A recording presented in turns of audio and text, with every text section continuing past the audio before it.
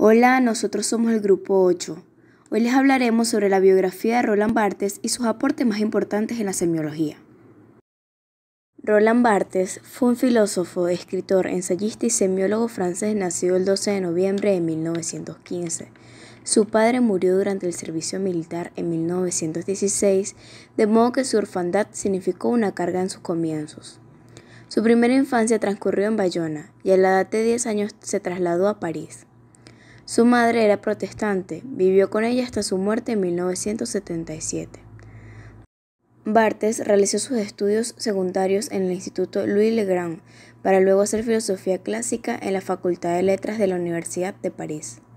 Se licenció en lenguas clásicas en la Sorbona en 1939 y más tarde gramática y filosofía, debido a que en 1934 le diagnosticaron tuberculosis, que lo mantiene ingresado en diversos sanatorios durante más de 10 años. Fundó el Grupo de Teatro Antiguo de París. En 1962 fue nombrado jefe de trabajos de investigación y luego jefe de estudios de la Escuela Práctica de Altos Estudios, organismo donde se dedicó a desarrollar una sociología de los símbolos, los signos y las representaciones. A partir de esta fecha su nombre empezó a crecer gracias a sus libros, artículos y docencia. Finalmente fue nombrado profesor de semiología literaria del Collège de France en 1976. Barthes falleció en París el 23 de marzo de 1980, víctima de un accidente de automóvil cerca de la Sorbona. Las obras más importantes de Roland Barthes. En primer lugar, el grado 0 de la escritura en el año 1953. En esta obra analizó la condición histórica del lenguaje literario y delimitó los conceptos de lengua, estilo y escritura. Michelet por él mismo en 1954. Acá hizo una reconstrucción crítica de la figura del historiador Jules Michelet. Mitologías en 1957. Fue una recopilación de 53 artículos publicados inicialmente en la revista Les Lettres Nouvelles. En 1964, Ensayos críticos. En esta obra plantea una confrontación crítica con el estructuralismo, la problemática del significado de la obra literaria. Elementos de semiología en 1964. En esta obra plantea bases de una teoría de los signos, intentando situar la ciencia de los signos dentro del campo de la lingüística. En 1967, Sistema de la moda. En 1966, En crítica y verdad.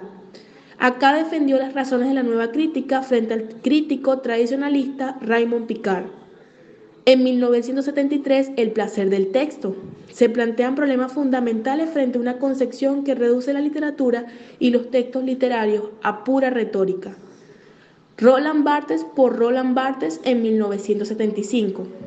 Acá adoptó una actitud crítica frente a sus propias posiciones cientifistas de la etapa semiótica. Fragmentos de un discurso amoroso en 1977. Fue un ensayo novela en el que a través de fragmentos, alusiones y citas, Barthes reflexiona sobre la soledad extrema de un discurso imposible. La cámara lúcida en 1980 y por último, Lo obvio y lo obtuso en el año 1982. Aportes de Barthes a la semiología. Sus aportes hacen posible el desarrollo de lo que Saussure funda con sus cursos de lingüística. Retoma muchas de sus tesis para hacer de la semiología una ciencia en la segunda mitad del siglo XX. Barthes hace de la semiótica una ciencia, cuyo interés no son los objetos, sino los discursos que de ellos se elaboran, así como el lenguaje y los signos que están en lugar de los objetos. En esta ciencia, los signos son por sus relaciones dinámicas. Él estudia el significado y cómo se hace intangible o significativo lo cotidiano, como los seres humanos hacen significante lo insignificante. Es por ello que estudia lo no dicho o lo que queda implícito. Con él se comienza a hablar de la semiología de la significación o connotación. En ella se tiene la lengua como ciencia general y como subclase a la semiología considerándola como parte de la lingüística. Barthes cree en la necesidad de constituir una ciencia que tenga un carácter extensivo para que abarque todos los sistemas de signos, inclusive hasta los relacionados con la vestimenta. Para él, la semiología es una parte de la lingüística, pero también como una translingüística, con razón de la realidad no lingüística, como objetos, gestos, imágenes, sonidos, entre otros. En mitologías concibe a la semiología como un método para el análisis de la ideología. Es en este marco donde define la categoría de mito como habla de la cultura, reinstrumentalizando el modelo de Saussure. Por lo tanto, si el mito equivale al habla, entonces la cultura ocupará el lugar de la lengua en el sistema semiológico. El mito, entonces, puede leerse como la materialización de la cultura y como el objeto de estudio de la ideología. La significación correspondería al mito, aquello que finalmente consumimos y naturalizamos de la cultura. Barthes describe las operaciones del mito como significación, motivación, naturalización, despolicitación y ultrasignificación. Clasificación de los signos según Barthes. Signos icónicos son aquellos que tienen un solo significado dependiendo del contexto en el que se usen. Signos motivados son las marcas de identidad, lo que ayudan a identificar a una persona, su nacionalidad, etc. Signos arbitrarios son los que no comparten atributos. Para interpretar el signo, el receptor debe conocer el código. Dicotomías de Barthes. Lengua y habla. En cuanto a la lengua, es un conjunto sistemático de las convenciones necesarias a la comunicación, indiferente a la materia de las señales que la componen. La lengua es a la vez el producto y el instrumento del habla. Nos encontramos ante una verdadera dialéctica. Y el habla representa la parte puramente individual del lenguaje, el discurso. Significado y significante. El significado es el concepto al cual corresponden las ideas. Cuando se dice que los valores corresponden a conceptos, se sobreentiende que son puramente diferenciales, definidos no positivamente por su contenido, sino negativamente por sus relaciones con los otros términos del sistema. Su más exacta característica es lo que los otros no son. Y el significante, o serie de sonidos, o imagen acústica, no es el sonido material, cosa puramente física, sino su huella psíquica, la representación que de él nos da el testimonio de nuestros sentidos. Esa imagen es sensorial. Es solamente en este sentido y por oposición al otro término de la asociación, el concepto, generalmente más abstracto. Sintagma y sistema. El sintagma es un grupo cualquiera de signos heterofuncionales. Es siempre binario y sus dos términos se encuentran en una relación de condicionamientos recíproco. Y el sistema semiológico es diferente al sistema de la lengua y trabaja como una serie de montaje de signos.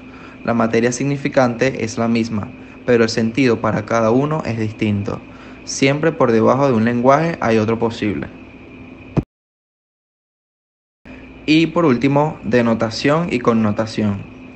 Denotación es la significación explícita, exacta y evidente. Y la connotación es aquello que se sugiere, lo posible de ser interpretado de otra manera. El aporte de Roland Barthes es incluir al estudio de los signos la semiología. Esta disciplina entiende que los seres humanos se comunican no solamente a través de los signos lingüísticos, sino también de otros elementos culturales tales como la ropa, el peinado, los gestos, las imágenes, las formas y los colores, a fin de convencernos unos a otros respecto de las emociones, valores e imágenes que deseamos transmitir. Podemos concluir entonces que 1. En la vida de los individuos y de las sociedades no hay factor tan importante como el lenguaje. 2. La entidad lingüística no es más que gracias a la asociación del significante y del significado. 3. La semiología, por virtud del hecho de que es la ciencia de los signos, está llamada a abarcar todas las variaciones del signo. 4. Se defina como signo todo lo que, a partir de una convención aceptada previamente, puede entenderse como alguna cosa que está en lugar de otra. Algo es un signo solo porque un intérprete lo interpreta como signo de algo.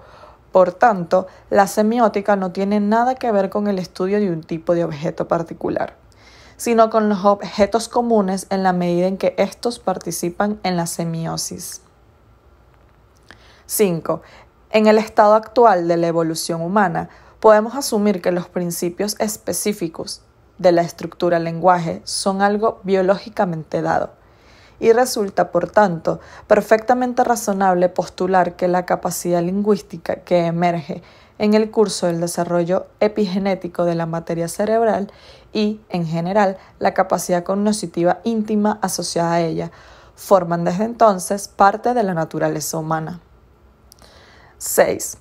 Barthes desarrolla los elementos de la semiología como expansión del significante del signo primigenio.